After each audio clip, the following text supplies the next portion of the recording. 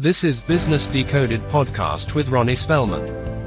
An informal chats with top business moguls as they share their stories of failure and success in a fun and relaxed way. Get entertained, educated, and unlock the secrets to success. Welcome to the Business Decoded podcast with Ronnie Spellman. I have a really unique and special guest on today, Megan Fenton.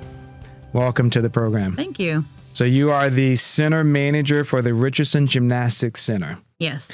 And I had to track you down just so my guests will know and understand. And the reason is because my daughter spent so much of her youth in gymnastics. Mm-hmm. And I saw your beautiful facility in Richardson, Texas, and was just astounded by the size. And I have to say, and I think you know this, I've not seen a lot of city gymnastics facilities that aren't private club gymnastics centers. And then you walk in the facility and it's just beautiful. Gorgeous. It's a great facility. You do great quality work. So many of the ones that might be the other nonprofits that are not club, they're okay. They're great facilities, but they're not that competitive, high-end, top gymnastics. Right. And so I am elated to have you on the program. Well, thank you. It's a pleasure to be here. I appreciate you asking me. So I found the facility online. I looked it up, saw that you were the coach, the head coach. And then I looked at your profile. You were a top gymnast at the University of California, LA. Yes. Right? Wow. UCLA. Top.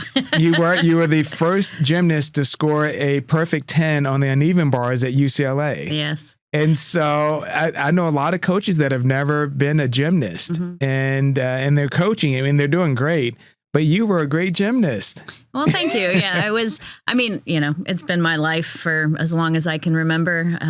It was a very easy and kind of smooth and fun transition to move from being a gymnast to being a coach. And right. So I've never really gotten very far away from it, to be honest. How did you get involved to start? Now, you grew up in Utah, you mentioned to me, but how did you get involved in gymnastics? I was kind of old when I first started. I was 8. Okay. I actually started, I think I was a little bit younger. I don't have great memory of this, but I think I was a little bit younger, and my parents put me in. I was just always an active kid, not liking to sit still, always running around doing things. And so they put me in gymnastics just to kind of get some energy out. And then I broke my arm on the slide in the backyard.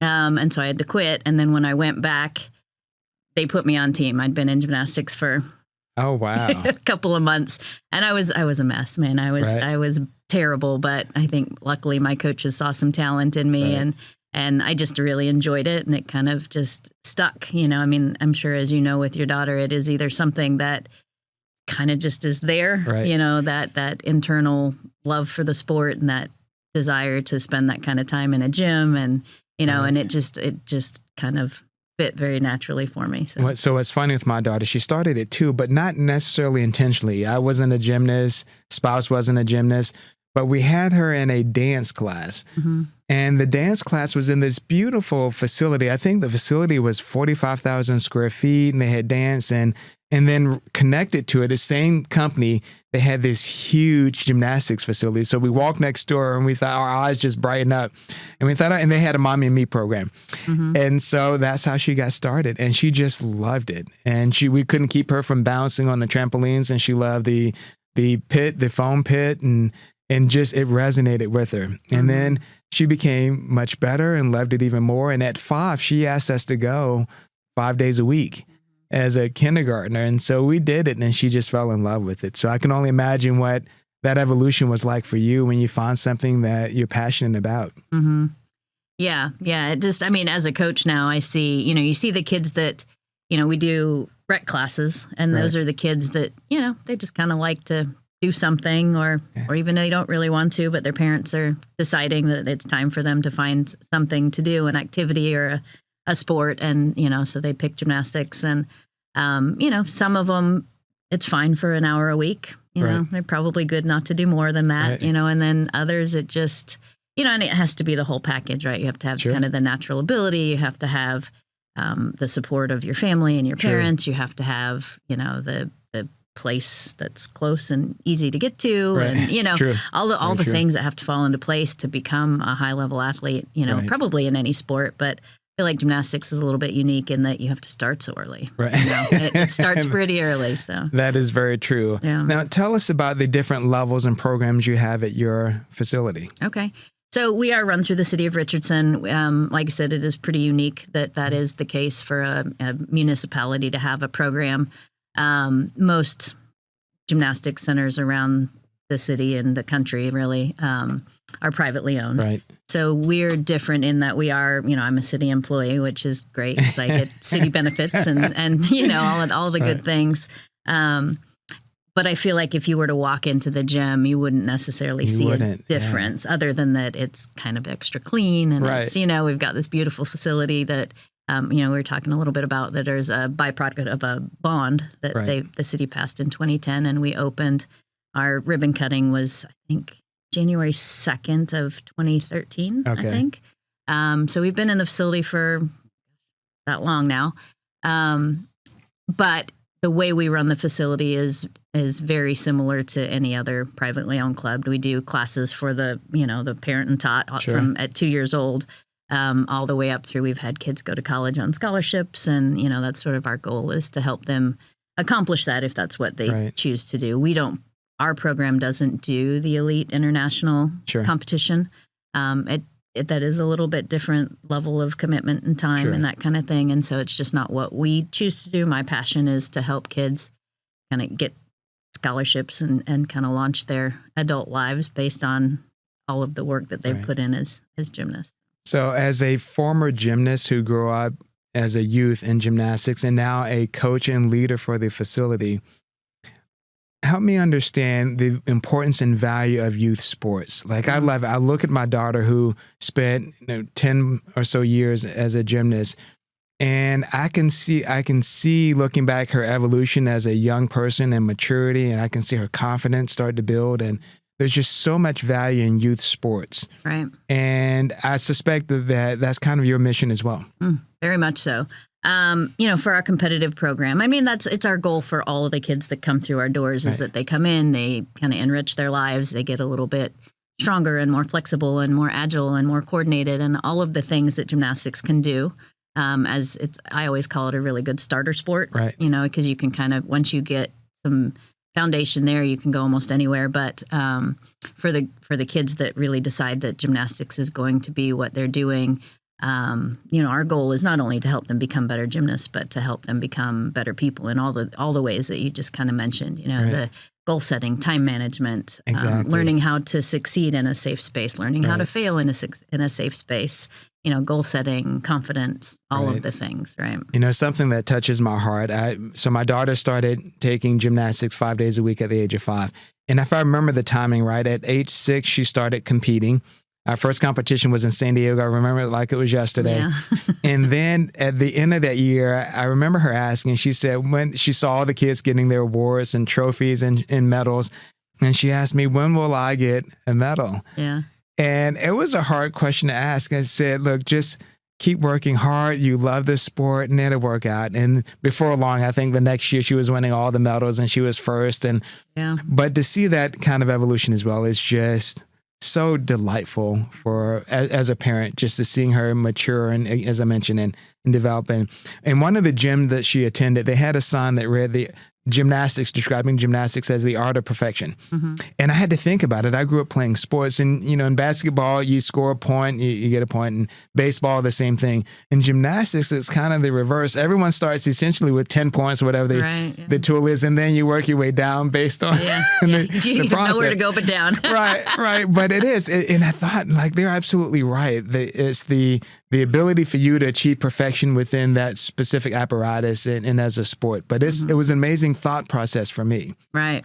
Yeah. So, in any sport, but I can't really speak to other things because I pretty much just did the one. But, the difference between being good and great is not huge. It's angles, it's percentages, it's a tenth of a degree. It's, a tiny bit more strength or a tiny bit more flexibility. And so there is, at the base, I actually just had this conversation with one of my kids today at practice is, as you're learning, the building blocks are huge, and so the steps are very big and they're very easily seen and they're kind of measurable in a very easy way. But then once you get kind of that upper echelon of the sport, the things that you're learning, are small steps from where you were, and the improvement doesn't come in leaps and bounds anymore because you've kind of done that part. And so then it becomes, that's when you really see who really likes the sport, and who loves that kind of dedication and work. Is the incremental improvement is pretty small on a day-to-day basis. And to see them doing it in a repetitive way, just to build muscle memory, they speak a lot about, is so critical. And I think about it from the people who are listening to us from a business perspective.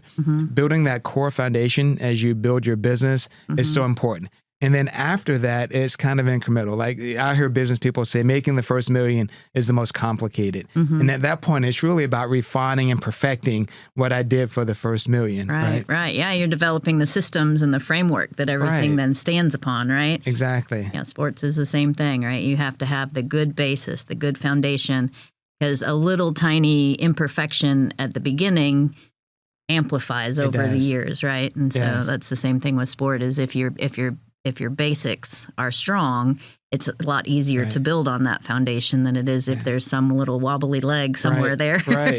And so, it's fascinating. I've been to, as a family, we've gone to the Olympic trials for many years, since 2012. So 2012 was our first Olympic trial in San Jose, and had a chance to meet Shannon Miller and Dominique Dawes and some of the other big greats in gymnastics. And even in winning competitions, a lot of times gymnasts are winning by tenths of points, right? Small margins. There are little imperfections that cause that. Seeing Simone Biles has just been a whole nother. She's been winning by whole points. It's amazing to watch that level of perfection in her routine and her ability to try hard to do something that hadn't been done before.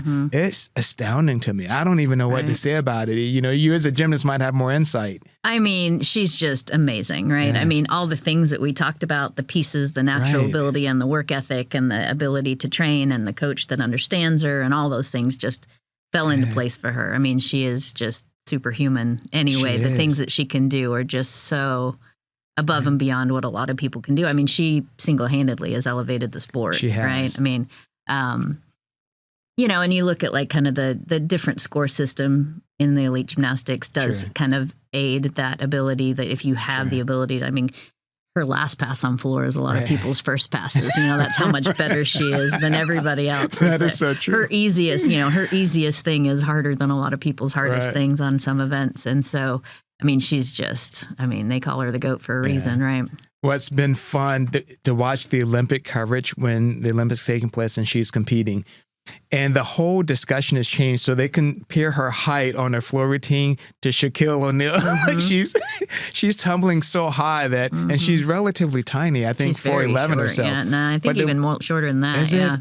But to look at the height and her level of execution is just astounding. And people probably ask, Ronnie, why you have a conversation on gymnastics on a business podcast? But I think there's so many preparatory items that happen, what you're teaching them that are great in their career, but also there's a business component of it. And just looking at how these gymnasts evolve over time, how it helps people in their careers afterwards, like some of what you mentioned.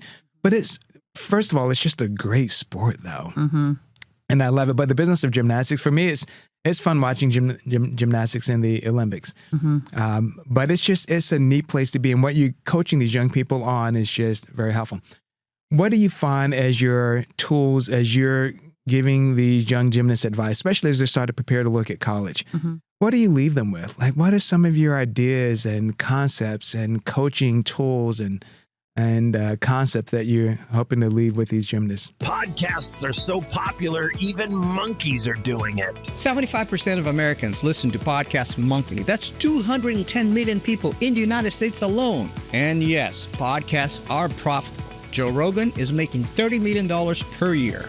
Your content, your knowledge is worth sharing. Don't just dream it, do it. Visit andycostafilms.com/podcast and turn your content into leads. So, it starts probably earlier than a lot of people realize. In order to become the gymnast that is recruitable, college gymnastics, college athletics in general is getting ready to change quite a bit. So who knows how applicable this will be in 5 or 10 years, or even 3. But right now, the recruiting process has really changed over the years. A long time ago, it used to be that like juniors and seniors kind of had to figure out where they wanted to go and what they wanted to do. And a lot of the kids based their determination of where they wanted to go. I mean, obviously, they should go to a school with a good major, right? And the degree that they're wanting to get for the rest of their life. But it used to be a lot of the decision was based on the coach and the kids on the team. Because, I mean, just like in any situation, I kind of relate it to work because it is really their job when they're in college. You have to like your coworkers and you have to like your boss, right? And so as a gymnast, you need to go somewhere that fits who you are. And, so those are all things that used to be really important. And then as the recruiting process started getting earlier and earlier, and these kids were kind of committing to schools, and the kids on the team were not going to be there by the time they got to college, right? They're freshmen in high school. And so the freshmen on the college team are going to be off the team by the time they actually graduate and get there. Then it became a little bit more just about sometimes the coaches and a little bit the, the school in general. Right. But so our kids, because of the way we kind of train, and we kind of train them to peak and be available and at the level they need to be recruited, that level 10 gymnast, by the time they're like a sophomore or junior. Ours don't fit quite into that same mold that some of the kids that have been elites and, have been like, can do college level gymnastics at age 12, Our approach is a little bit slower. It's a little bit longer game, that we try and keep them healthy and loving gymnastics and pace them a little bit to peak a little bit later in their lives. So our kids do tend to kind of jump into the middle of that process. But it takes, you have to start planning it as 8th grade, 9th grade at least. Wow. So, yeah. Wow. That's pretty amazing. You're right. So many of the gymnasts do peak early, but they also have burnout pretty early. And I think your approach seems to make good sense. We like it. Yeah. I'm not bad-mouthing the other option. Oh, no, absolutely. I mean, if you have a gymnast that is their goal and their aim in life is to be an Olympian or to compete internationally, then that's the route they should absolutely go. But it's a little bit different. We don't do homeschooling. All of our kids go to, if they homeschool, it's because they want to. It's not because we train twice a day or, early in the mornings or anything like that. All of our kids work out after school. So as a college coach, I kind of did it backwards from what a lot of people do. I started coaching college, and so I saw the end of everybody's career. Right. And so when I switched to club, I feel like I maybe kind of came at it from that standpoint, right? I wanted kids to have developed those good basics and that foundation. I feel like kids that understand what they're doing have less fear. Right. Than if they've just, that's interesting. Some of the ones that get really good really fast, even though they're still really young, don't quite understand what they're doing. They're just so amazingly talented that their bodies can do it. But then when the brain starts to pop in and go, wait a minute, this is why are you doing that? Hard and potentially dangerous, then that's when the fear a lot of times comes in. So I try and make sure that our kids understand what's going on and go through all the proper channels to make sure that they can kind of almost self-diagnose a little bit. That's my goal for my kids, is to be able to feel what's right and what's wrong, because that makes them consistent, which is important when they can do gymnastics and actually do it right time after time instead of just rolling the dice and crossing their fingers and hoping it works. Right. Well, and that's an interesting premise, that when your body gets used to doing it, but your mind hadn't processed what you're doing, and then your mind kind of catches up and it gets a little scared. Right. And then you start to come off a little. Right. I mean, with the college kids, all the kids that I knew that had some fears, and they know they can do it, right? So the frustration for them comes from that kind of dichotomy in their brain of, I can't do it, it's too scary, with the other side, which is that I absolutely can do it and I should be doing it. And that frustration is what really just kind of can tear them apart, right? Because they want to do it. There's a reason that they're a good gymnast, and that's because they're very driven and kind of type A perfectionist. So, but it's very easy to be afraid of something that you can't replicate, right? If you don't understand why it works, then you don't know how to make sure that happens turn after turn. Right. So. No, it's similar but different in this respect. When I went to college, and I think I was the same way in high school, they would give us formulas that we would use in engineering and math problems.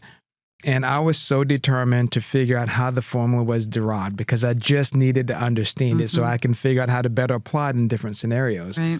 And people will ask, Ryan, why are you spending the time? Just use the formula. And they're right. I could have taken it and gotten to the answer quickly, but I wanted to understand the story behind it. And I think that helped me so much in figuring out other problems and solutions later on because I knew the concept behind why it was designed the way that it was designed. It sounds like you're doing something similar with your gymnast. Yeah, absolutely. And again, my math brain is very black and white, and I want to see the cause and the different steps of, but I do think it gives you, right, if you've been given a tool and taught how to use the tool, that's different than if you have watched the whole development and evolution of the tool and know, you know, so I think having that broader basis gives you sometimes the ability to kind of adapt. Sure. Right? Versus having one way to use this one thing that you know. Right. So you mentioned your math brain. So I think it's worth noting that you are a math and economics graduate from UCLA. Yes. And you're still in gymnastics, right? Using it to coach. But I have kind of that same math process. I love figuring out the order of the operation. Why have you spent so long in coaching with a math and economics degree? There must be an enormous passion for the sport.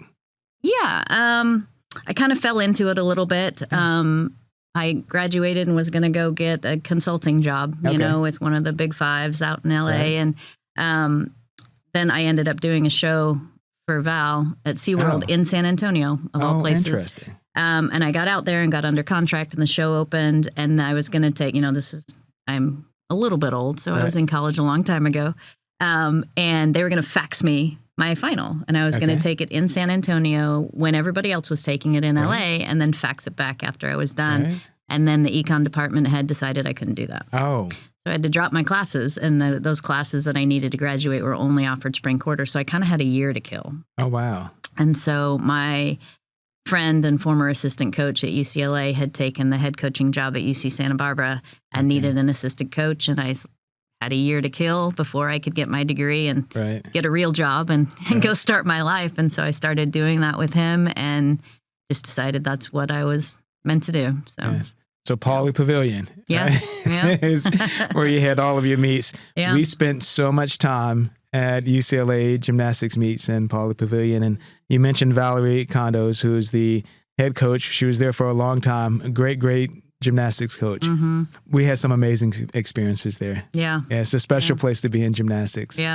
When I was a gymnast, we'd always talk about, so when I was a gymnast, we didn't do all of our meets in Poly. We did some of them in Collins Court over in the Wooden Center. But every year we got to have our big invitational in Poly. And so we'd always talk about the magic of Poly and, you know, what a great, all the things that have gone through that venue, you know. That you still do amazing. The 8 clap? Oh yeah. No, I think that was the first one that my daughter knew of. The different chants at the universities. The 8 clap was ours, and so. But UCLA is just a special history in so many different sports, from gymnastics and football and basketball, and quite amazing that you were there in that level of a program and did what you did. It's so cool.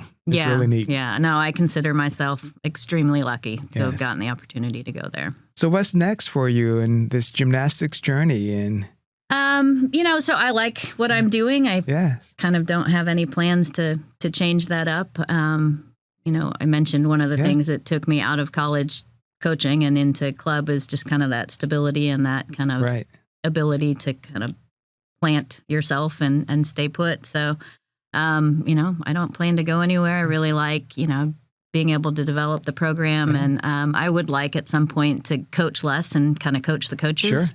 And be able to do that a little bit more. So that's my hope in the future, is that we can find enough staff to make that happen. But that is always an uphill battle. So you had some seniors that I presume graduated in 2025, and they're off to some amazing colleges and programs? So we have a really young team. We went through, I think COVID kind of hit us a little bit. We had a coach retire, and I think, and I've actually kind of scoured through all the different, you know, my math brain looking for an answer. We just don't have a lot of older kids right now. We've got a lot of young kids. We've got a lot of talent, which is great. You know, I think that in a few years we probably will have, you know, kids heading off to college. But right now our oldest team member is going into high school. Oh, wow. Yeah, so they're really young right now. Well, I had a chance to visit your program, and we saw some of the older kids, and I had to ask my daughter, and I said to her, they look really, really young. They are.